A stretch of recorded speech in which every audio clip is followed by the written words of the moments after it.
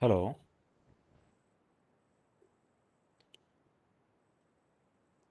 Very good afternoon. Yes, we will continue the first module. And in the last class, we discussed about a non-conventional source of energies. In that first one, we discussed a solar energy. Then we discussed about photovoltaic cell, okay, and also thermal energy. And today's class, we are going to discuss another important type of a non-conventional or renewable source of energy is water power. It is also called as hydroelectric power. We all know that water is also having an potential energy as well as kinetic energy. Potential energy means when it is under rest, it is having an potential energy, and when it is having an in the motion, it is having a kinetic energy. So water is developed by allowing means this water power means hydroelectric power is generated by allowing water to fall under the force.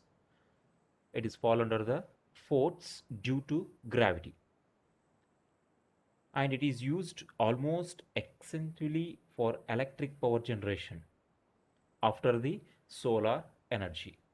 In fact, the generation of power on the large scale become possible around in the beginning of 20th century. Not now. In the beginning of 20th century, it has become one of the most commonly power generation plant. And nowadays also we depend on this hydroelectric power like in solar energy.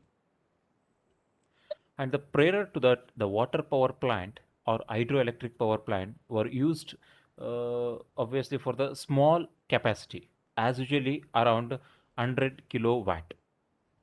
And I already told that water is having a potential energy when it is at the uh, when it is at rest. It is having a potential energy. When it is start moving, yes, again that potential energy is converted into kinetic energy. So the potential energy of water is converted into mechanical energy by using devices called prime movers. By using devices called prime movers. Here we need a devices. Those devices which help to convert a water energy to the electric energy. Here you can observe in the figure, the first figure shows that there is a dam constructed. There is a dam constructed on the river. Okay, so between the hilly region, there is a dam is constructed, and this dam is having a certain height, and the water is start falling from certain height to a lower height. So while traveling from higher to lower, there is a kinetic energy. That kinetic energy is converted into electric energy with the help of devices called prime movers. Okay, and here, uh, so this I told this hydroelectric or water power is an indirect form of solar energy. It is an indirect form of solar energy. Means this energy is just due to because of the solar rays or solar radiations. How means the solar energy again it will heat the water maybe in the ocean or maybe in the lake or maybe in the river. Because of the solar energy, the water in the ocean or river or lake start evaporating, and these evaporated uh, evaporations are forms the cloud. Okay, once the water is evaporated, it is become a light density and start moving upward, and all this evaporated vapors are collected together and forms the cloud. And in the rainy season, and these clouds will start falling again back to the earth in the form of rain. Okay, and again the rain in the hilly region is uh, this hilly region is just a minute. Again the rain in this hilly region is collected between the again mountains, and it will collect it in the dam, okay, and stored in the dam. So while storing, it is having a lot of potential energy. While storing, it is having a lot of potential energy. Then slowly the dam level will increases to the higher level, and once it is reaches higher level, again the water will start falling from higher level by opening the gates, and while it is traveling, again it is having again that potential energy is converted into kinetic energy, okay, and it will generates the electricity. So here this is a one cycle. Again this is a continuous cycle, evaporation and forms the cloud, and again come back to the earth in the form of rain and collecting on the dam, again generates the electricity. It is an inexhaustible, it's a renewable source, and this is a continuous cycle. So by this continuous cycle we can generate power continuously for an 100, 200, 300 years. It is not exhaustible, okay. That's why it is an indirect form of solar energy. uh, yes, come to the working principle of this hydroelectric power plant. I told these hydroelectric power plants need a devices, need a devices, and those devices are used to convert this one form of energy to the another form. Those devices are called prime movers. So what is meant by prime movers? Prime movers means it's a self-moving devices are called prime movers. A self-moving devices are called prime movers. Okay. So for example, turbines is the best example. Okay, even you can quote IC engine is also a best example for prime movers. But here we are using turbines. There are different types of turbines: steam turbine, gas turbine, water turbine, like this. And here we are using water turbines. Again, these water turbines are classified uh, so many types. There is a Kaplan, Francis turbine, Pelton turbine. So based on the load, based on the power generation, we are using different types of turbines. So turbines are basically called as an prime movers. They are self-moving devices. By self-moving, they will convert one form of energy to the another form of energy. And here you can see this is another figure. So this is inside the hydro power plant. Here there is a reservoir that is called a dam, which is completely filled by the water because of the rain. Okay, and it is having an enormous amount of potential energy. And these are the gates. Okay, dam gates. And once the dam gates are open, the water start falling from higher end to lower end because of the gravity. It is having an more force, more power, more pressure. Okay, and this is a plant. This is what the power generation plant, a turbine, okay, generators, and the transformer, a powerhouse, power line. And here you can see there is a penstock. It's a large, a big pipe which connects from reservoir to the turbine, okay. And there are controlling gates which controls the inflow of the water, and there is an outflow. Again it connects to the river. After generating the power, the water which is from the turbine, it is directly connect to the river through the draft tube. Okay, so this is how the picture, the working picture of the hydro power plant. So here hydraulic turbines converts the energy of flowing water into the mechanical energy. The hydroelectric generator converts this mechanical energy into the electricity. The operation of generator is based on principle converted by Faraday's. It's a principle of Faraday's principle. He found that when the magnet is moved past a conductor, it causes the electricity to flow. Here the same concept they are using. In the large generator, electromagnetics are made by circulating DC through the loops of wire and wood around the stack of magnetic steel lamination. These are called field poles and are mounted on the uh, primary of the rotor. Here turbines having a rotor and stator. Okay, rotors are free to rotate. The rotors is attached to the turbine shaft and rotates at a fixed speed. When the rotor turns, it causes the a field pole and electromagnetic to move pass the conductor mounted on the stator. Stator is a fixed one, rotor are the rotating one or moving one. And this turn causes the electricity to flow, and a voltage is to develop at the generation of output terminals. Okay, and here there is a rotor and stators, and which connects the turbine shaft, and these turbine shafts are connected with the blades. Once the water is flowing from higher velocity through the penstock, and due to the higher velocity, this water is projected on the blades, and the blades start rotating because of the force. Okay, because of the force that is due to because of the gravity. Once the blades are rotating, this is the shaft is also start rotating, and in the other end of the shaft is connected to the rotor and the stator. And the rotor, once the rotating, and the stator is stationary one, so that there is a magnetic pole, and it will induces the electricity or voltage. Then the voltage is connected to the here in the power lines through the power grid, where we can store and we can transport the power from one point to another point. This is how the working of hydro power plant.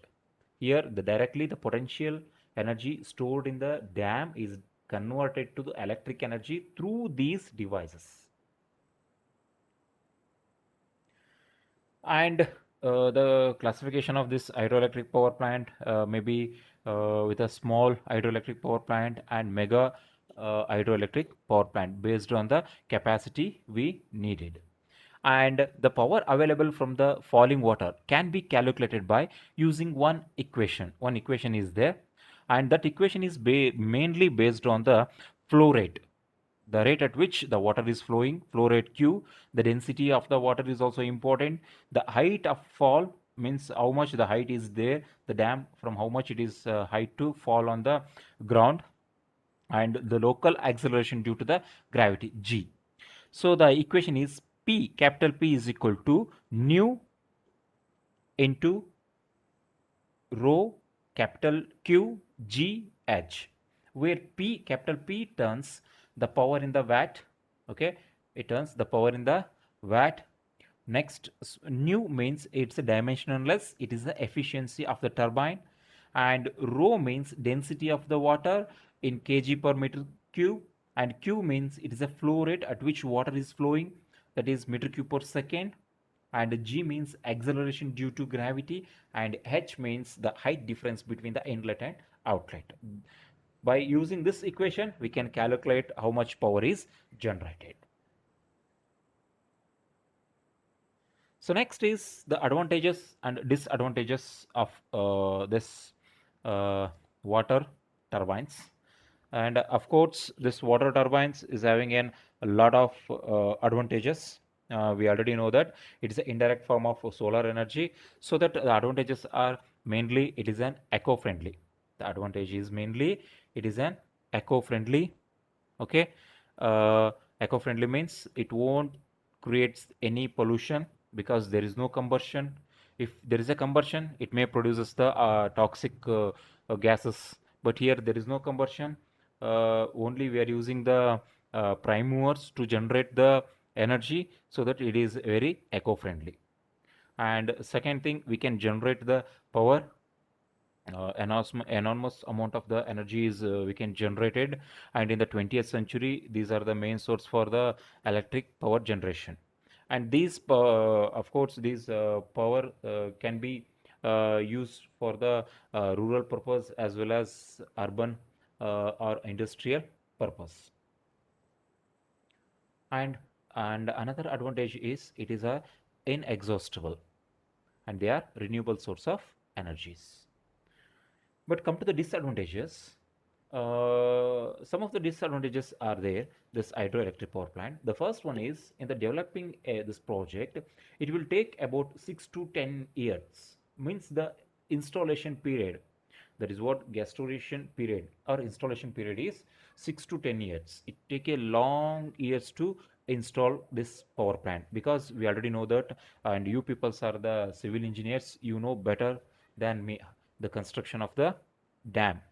So it need a lot of man sorts, lot of materials, as well as it need long time to construction.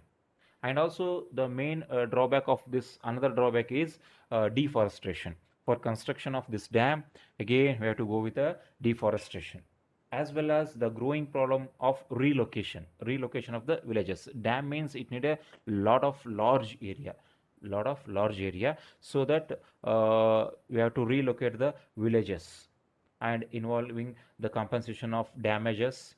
Okay, so selecting the suitable resettlement area and environmental impact. So this is what the major drawback. And also higher capital investment. It need a higher capital investment when compared to the solar energy or compared to the wind energy. So this is having a higher installation investment. And also another drawback is the transportation of power, because these power plants are generally installed near the dams. So that dam means, of course, it is in the forest only. So the transportation of power from the forest to the rural areas or urban area, it need a large transportation lines, cable lines, so that there is a loss of energy while transporting. There is a large amount of energies loss due to the radiations, or due to the maybe mechanical losses, or maybe electrical losses. So these are the drawback or disadvantages of the hydro power plant. Um, so applications, you can see these are the different types. This is a Pelton wheel, Francis turbine, Kaplan turbine, and these are the different turbine blades. How they are, the blade design is there. These are the Pelton wheels. Okay, so you can observe these turbines are classified based on the blade design. Uh, I'll show you one video with respect to how this turbine or this hydro power plants working.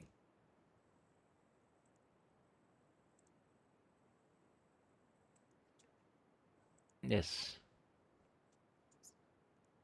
Yes, this is hydroelectricity, or you can also call it as a hydropower.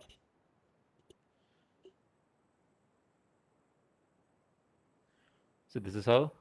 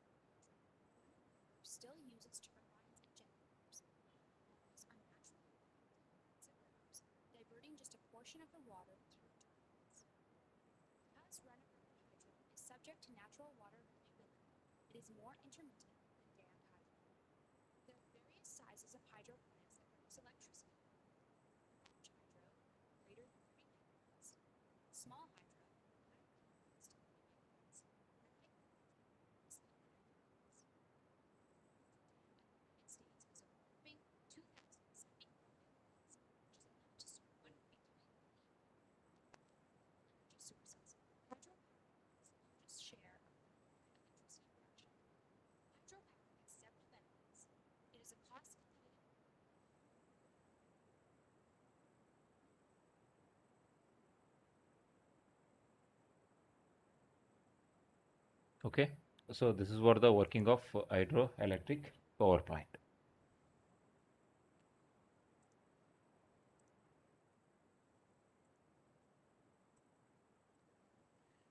Yes.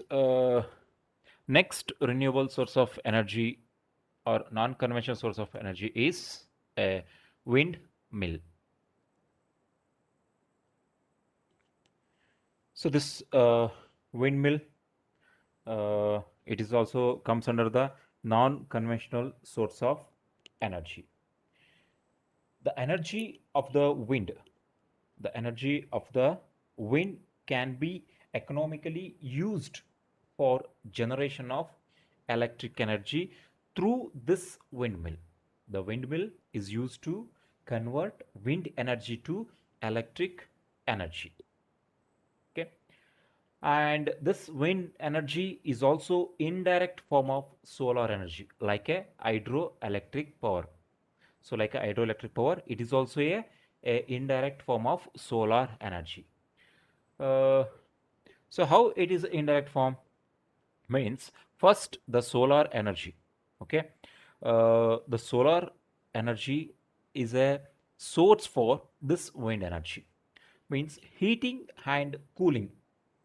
Because of the sun rays, the earth atmosphere start getting heating and cooling of the atmosphere, which generates convection, convection. Okay, and heating is caused by absorption of solar energy on the earth's surface and into the atmosphere. So because of the solar energy, the earth atmosphere start absorbs the energy and it is become higher temperature. Once the air is become higher temperature and it is become a less dense, then it is moving towards the height of the earth, moving upward direction. Okay, from the earth crust to atmosphere. When it is higher density, it is in the earth surface. When it is become a lower density, means lightweight, it is become moving upward. Okay, so that always wind energy more in the towards the atmosphere, not on the earth crust. Earth crust always it is less atmospheric pressure or velocity when compared to the higher height.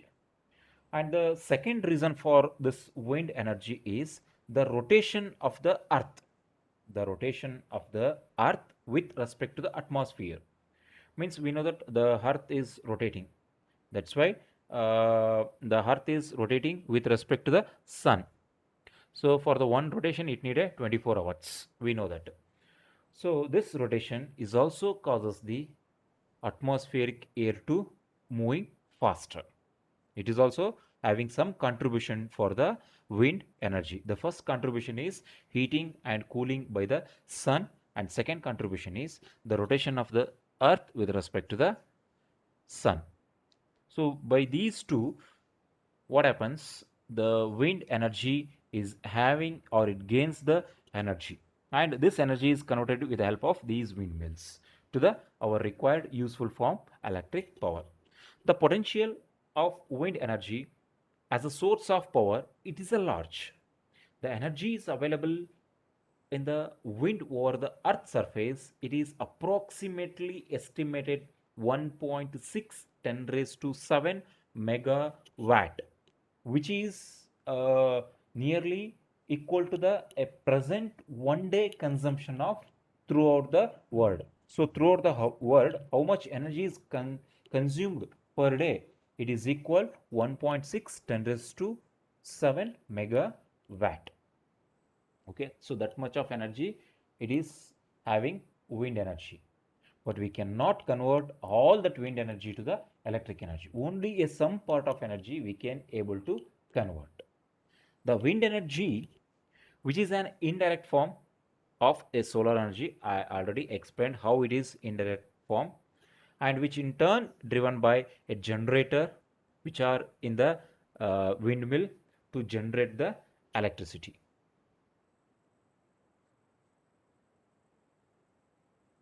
Okay, uh, the wind power. So I told wind energy, it is also called as a wind power. So the wind possesses energy by virtue of its motion. Means by motion only, it will having a wind power, means it is a kinetic energy. So there are three factors which determines the wind output from the wind energy. The first one is wind speed, which decides the wind energy. Second one is the cross section of the swept by the rotor. Okay, and third one is overall conversion efficiency of the rotor. The overall efficiency of the rotor. That is what the how much capable to it converts one form to another form. Okay.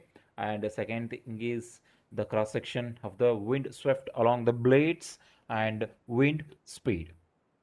The only one third of amount of air is declaring by a rotor up to 60% of the available energy in the wind into the mechanical energy. Only we can able to convert only one third. The well designed blade means highly designed blades will typically extract up to 70%, maximum up to 70%, not 100%. The efficiency always less than 100%. Efficiency means input to the output. Okay. So here, if it is 100% means it is an ideal machine, but in never in any machines we cannot achieve 100% efficiency. It is always less than 100%. If it is 70 to 80 means it is a best efficiency. So here, well designed blades can extract only 70% of efficiency, but losses, there are so many losses in the gearbox, in the transmission system, or maybe in the generator, or maybe in the pump. They may slow down this efficiency up to 35%. Okay.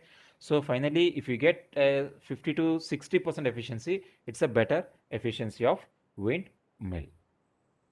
The wind power in the wind can be computed by using a concept of kinetics, means kinetic energy. Here it is also a kinetic energy. Either the energy is in the kinetic energy or potential energy, but here it is in the kinetic energy. The windmill works on the principle of converting kinetic energy of the wind to mechanical energy. Again, by using kinetic energy, we know that kinetic energy is equal to K is equal to half mv square. M is the mass, V is the velocity. Okay, but M is equal to rho A V. Rho means density, and A means area of that blade, and V means velocity. Okay. So by using these equations we can find the power or wind power, okay, in terms of watt. Some of the major factor that have leads to the wind power are, the first one is availability. Okay, some of the factors which contributing to the wind power. The first one is availability. So availability of high strength fiber composites can constructing a large low cost fiber blades. Means the blade design is very important in windmills. The means the blade should rotate, the windmill blade should rotate, then only it will rotates the rotor, and there is a stator and rotor which converts one mechanical energy to the electric energy. So if you want mechanical energy means that blades should be rotate. If the blade should be rotate with a minimum velocity means that blade should be lightweight. If it is lightweight, it can easily rotate. If you use a cast iron, if you use steel, what happens? The density is very high and it need a large wind energy to rotate the blades. But instead of that metals, if you use some high fiber composites, the blades designed by a fiber composite means the fibers are lightweight when compared to the weight ratios, so that it need a minimum amount of wind energy to rotate the blades. Finally, what we need is to rotation of blade is important, because that blade is rotate is connect to the shaft, rotor shaft, and rotor another end there is a rotor and stator, and there is a generators which converts mechanical to electric energy. But initially what we want is the rotation of blade, and that is done with the help of this wind.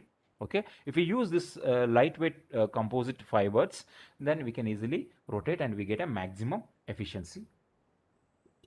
And of course a falling price of power electronics, then variable speed operations of electric generators captures maximum energy, and improved plant operation and pushing up to 95 percentage, and economy scale as the turbine and the plants are getting larger in the size. So these are all factors which leads to why we have to use the wind power. Okay. And come to the advantages and disadvantages. And this is a one typical windmills, and these are the windmills generally installed on the hilly regions where the wind energy is more. We cannot install these windmills in the forest or in the plain areas, because in that there is a less availability of the wind energy. But if we go to the hilly areas or in the mountains, there is a lot of wind energy. Okay, so we can easily utilize those energy to convert mechanical energy. And these are typical pictures of windmill. So these are the blades. Okay, these are the blade, and this is what the wind flow.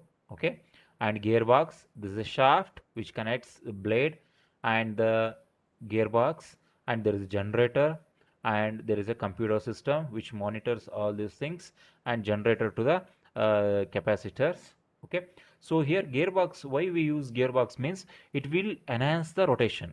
The one rotation of this windmill, okay, this wind blades may increase, by using this gearbox we can increase the rotation.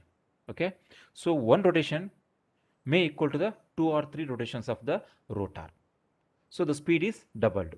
By only one rotation, we can generate three or four times the power. That's why we are using the gearbox. Just like in your bike. So in bike, there is a gear 1, gear 2, gear 3, gear 4, 5, like this bike or car. The reason is simply if you go with a gear 2, 3, 4, 5, it will increase the speed, rotation speed. Okay. So the rotor, the output having only one gear, which is having a nominal one. Okay. And next, the output having a three or four different types of gates. It may be greater or it may be smaller. If the whatever the driver gearbox, there is a driver and driven gearbox. If the driver gearbox is having an, let us assume, 100 diameter, okay, and the driven gearbox is having an three or four varieties, maybe 50 100 and 200 if that driver gearbox engage with a driven of 100 means the transmit of power from 1 is to 1, whatever the power is there, the same power in the driven. If the 100 the driver gearbox connect with a 50 means the power is double. The one rotation of driver equal to the two rotation of the driven. Okay, like this power is double. And if the same driver connect with a driven of 200 means there is a power is off. The one rotation is equal to off rotation of this driver. So like this we can vary. We can transmit same power, we can increase the power, or we can decrease the power by using this gearbox. And finally it connects to the generators where we can convert that mechanical energy into the electric energy by using rotor stators, which generates the magnetic fluxes or current. Okay. uh, uh, there are there are so many sizes: a small size, intermediate size, and a large size windmill. If it is a small windmill, for the home applications, for the farm applications, there is a horizontal and vertical windmills. Only a small amount, less than 10 kilowatt. If it is intermediate, 10 to 250 kilowatt. So for the village power generations, for village maximum of 100 or 200 houses are there. So for that, one windmill is enough. And and we can distribute that one windmill to the all village houses. Okay, we can overcome the electricity problem. And third one is large is a 660 kilowatt to 2000 plus megawatt. Okay, it's a central station wind farms distributed for the power. Again, we can distribute power for the urban areas where the houses are more than 10,000 20,000 50,000 houses are there. In the urban areas we can easily distribute the power. Okay, so this is small scale, intermediate, and large scale windmills. Here we can install a small windmill for our house. Yes, of course, it's a horizontal or vertical windmills. It can satisfy our demands, daily demands.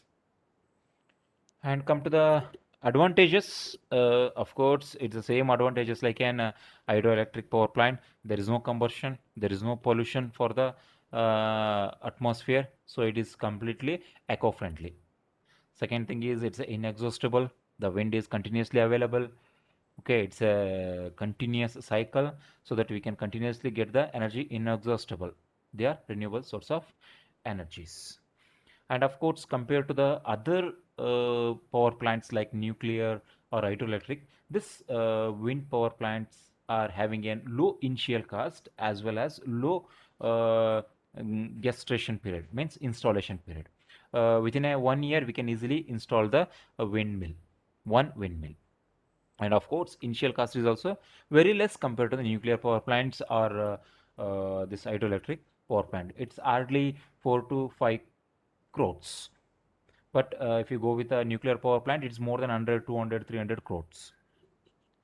And come to the disadvantages, having the same disadvantages. First is availability. The wind is not continuously available. Again, it is depends on the, I told, heating and cooling of the atmosphere with the help of sun and also the rotation of the earth.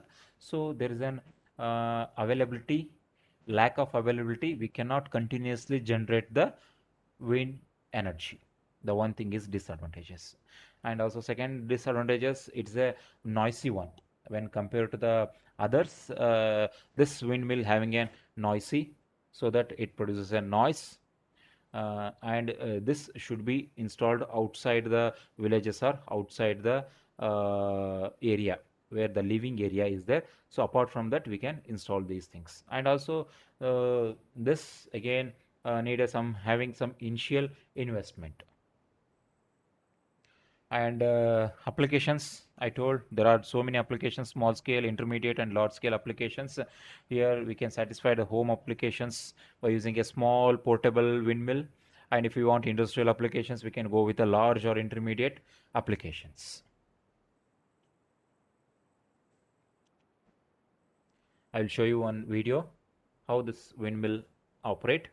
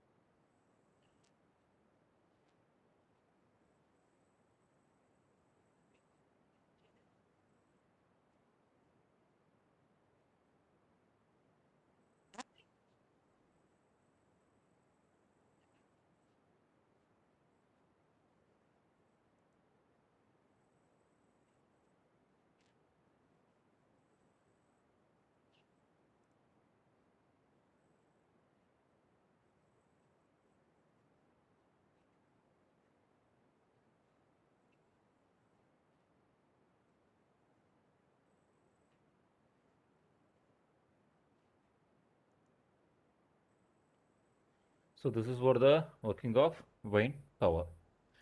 And some of the examples of wind power plants in our India is uh, yes, you can see in the MP1 a sail windmill at NAL Bangalore and windmills at Central Salt Marine Chemical Research Institute, Bhuvannagar, Gujarat, and 12 UP 500 windmill at NAL Bangalore, Madurai windmills at Madurai, Tamil Nadu, uh, and Ajmer, Rajasthan. We can see the windmills. These are the large windmills available, and also in the commonly intermediate or small windmills you can see in the hilly areas near Chitradurga. There is a mountains on that they installed a small intermediate or small windmill towers. So in the next class we will continue next renewable source of energies.